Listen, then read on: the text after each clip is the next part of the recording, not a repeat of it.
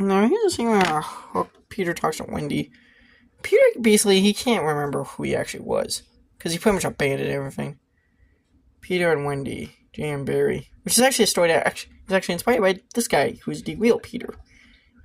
Peter, the real Peter.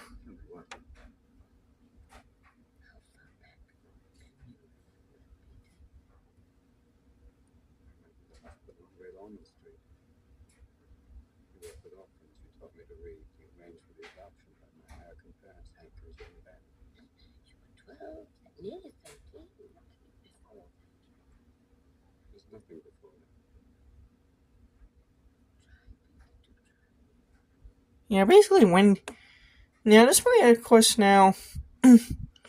now, first, Maggie Smith, she of course plays Wendy here. Now, Wendy is actually supposed to be 91 years old.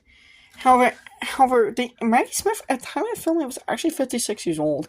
So she was actually pretty young. She actually wasn't actually the first choice for the part.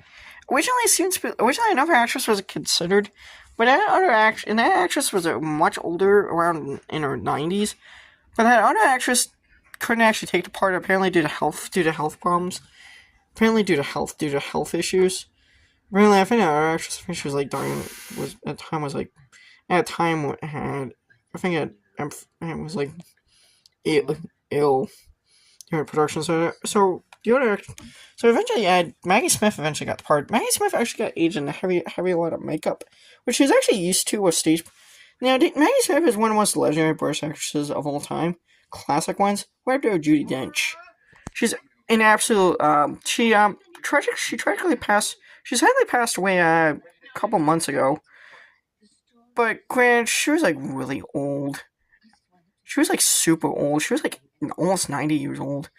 Okay, I'm not saying that people can't live to be 100, but I mean, I'm not saying that people knew she was gonna die, but I mean, she was getting pretty old still.